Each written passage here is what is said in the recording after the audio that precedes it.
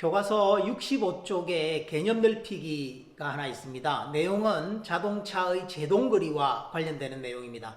한번 살펴보도록 하겠습니다. 수평도로에 자동차가 V0의 빠르기로 오른쪽으로 달리고 있습니다.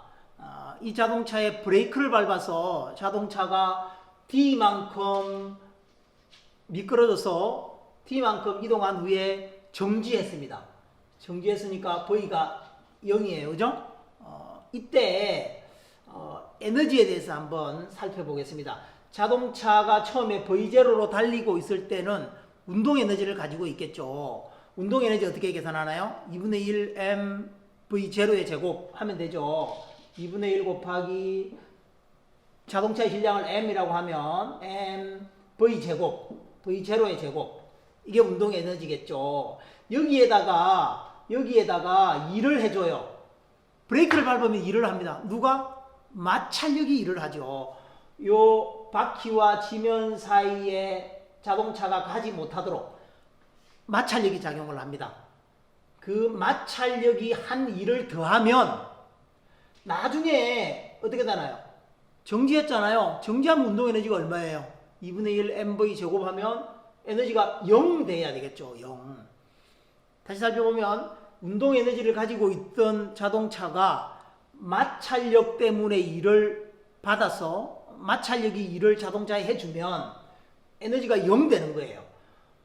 즉, 이 마찰력이 한 일은 이 운동 에너지만큼인 거죠. 마찰력은 자동차가 이동하지 못하도록 하는 거니까 음수의 일을 해줘요.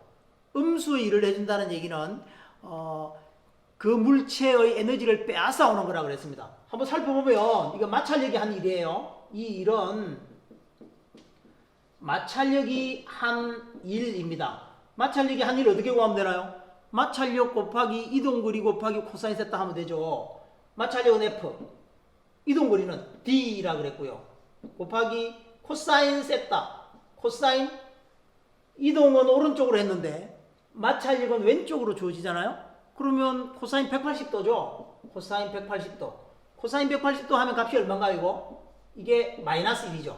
그래서 이거 다 계산하면 마이너스 FD가 되는 거죠. 그래서 2분의 1 MV 제곱하고 마이너스 FD를 더하면 0이 되는 거예요. 여기다 식을 다시 한번 적어볼게요. 빨간식으로. 2분의 1 MV0의 제곱 마이너스 FD 하면 0이에요. 이 식을 D는 하고 한번 전개해 봅시다. D. 정지할 때까지 이동한 거리.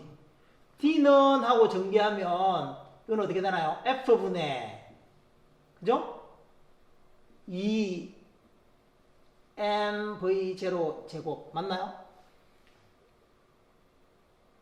이걸 잘 한번 살펴보면 이 T라는 거리, 즉 자동차의 브레이크를 밟아서 미끄러질 때까지 거리, 미끄러져서 정지할 때까지 거리 T를 짧게 하는 게 좋겠죠. 위기 상황에 자동차가 브레이크를 팍 밟았을 때 금방 멈추면 좋겠죠. 이게 작으면. 뭘 조절하면 작아지나요? 작아질 수 있는 방법은 F가 커야죠. 마찰력을 크게 해야죠. 마찰력을 크게 하면 짧은 거리를 미끄러져서 멈추지요. 그래서 마찰력을 크게 하기 위해서 타이어의 성능을 높이고요. 특수한 타이어들을 개발하고요. 또 타이어의 폭을 넓히기도 합니다. 지난번에도 한번 얘기했던 적이 있습니다. 타이어의 폭을 넓히면 금방 멈춘다 그랬어요. 또 질량, 자동차의 질량을 이 값을 작게 하려면 자동차의 질량이 작으면 되죠. 그래서 소형 자동차는 트럭이나 버스나 이런 것보다 쉽게 멈추는 거죠. 질량이 작으면 금방 멈출 수 있어요. 또 V0의 제곱에 비례하니까 속력이 브레이크를 밟는 순간에 속력이 작으면 금방 멈추겠죠. 속력이 2배 되면 브레이크를 밟는 순간에 속력이 2배가 됐다 그러면 D는 4배가 되는 거예요. 시속 50km로 달릴 때보다 시속 100km로 달릴 때는 4배나 멀리 미끄러지는 겁니다. 위기 상황에 빨리 멈추려면 속력을 줄여야 되죠. 자동차의 실량을 내가 줄일 수 있는 방법은 없잖아요. 내 자동차의 실량을 줄일 수 있는 방법은 마땅히 없습니다. 그러니까 속력을 천천히 자동차를 운행해야 되고요. 마찰력이 큰 타이어를 쓰면 되겠죠. 또 빗길 같은 경우에는 어떻게 해서 비가 오거나 눈이 오거나 같은 경우에는 마찰력이 매우 작겠죠. 마찰력이 작아지면 뒤가 멀어지는 거죠. 이런 얘기를 개념 넓히기에서 하고 있습니다. 이 상황을 조금 자세하게 얘기를 했는데요. 자, 자동차가 시속 100km로 달리고 있었습니다. 100km로 달리면 이게 1초에 한 27.7m 정도 가요. 시속 100km로 달린다. 그걸 초속으로 바꾸면 27.7m, 한 27.8m 정도 돼요. 1초에 한 28m씩 이렇게 진행해 가는 겁니다. 이때 운전자가 위험을 인식했습니다. 도로에 사람이 탁 튀어나왔어요. 위험을 인식하고 브레이크를 탁 밟는데 머리로 인식하고 발로 브레이크를 밟는데 동시에 일어나나요, 그게? 그렇지 않죠. 되게 머리로 인식해서 사람이 튀어나왔네. 뇌가 인식을 해서 그걸 신경을 통해서 신호를 전달해서 발이 움직이는 데까지는 시간이 걸려요. 그 시간 동안에 자동차는 100km로 계속 가겠죠. 브레이크를 아직 안 밟았으니까. 요때 제동을 시작하는 겁니다. 브레이크 작동을 요때 시작하는 거예요. 그러면 시속 100km로 여기서부터 여기까지 달려왔겠죠.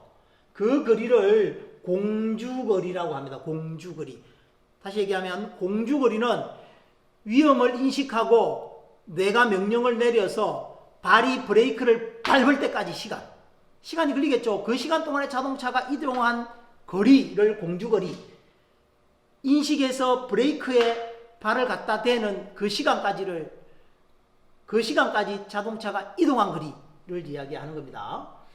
여기가 27.8m라고 했는데 이거 아까 전에 얘기했습니다. 시속 100km로 달리면 1초에 한 27.7m 정도 이동해요. 계산해 보면. 그래서 뭐 대충 27.7 얼마 이렇게 이동해요. 반올림해서 27.8인 거예요. 그러니까 인식을 해서 밟을 때까지 1초 걸렸다라고 가정하고 그림을 그린 거예요. 운동신경이 좀 더 뛰어난 사람은 1초 안 걸리겠죠. 0.5초 만에 밟았다 그러면 한 14m, 15m 정도 가는 거죠. 그러나 운동신경이 아무리 좀 뛰어나도 뭐 0.1초 만에 밟고 이런 건 쉽지 않겠죠. 그래서 이 공주거리가 어느 정도 있습니다. 이거는 운동신경에 따라서 조금씩 달라질 수 있지만 1초라고 했을 때 이 정도 걸린다. 그다음부터는 이제 브레이크를 꽉 밟았으니 그때부터는 사람이 할 수 있는 건 아무것도 없어요. 그때부터는 속도도 정해져 있고요. 마찰력도 정해져 있고요. 질량도 정해져 있으니까 T값이 딱 정해질 수밖에 없어요. 시속 100km로 달리면 뭐 마찰력 어떤 특정한 값에서 보통 이 정도 49.2m. 마찰력이 더 크면 적어지겠죠.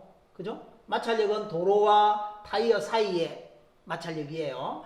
근데 요 책에서는 49.2m라고 했습니다. 이게 제동거리입니다.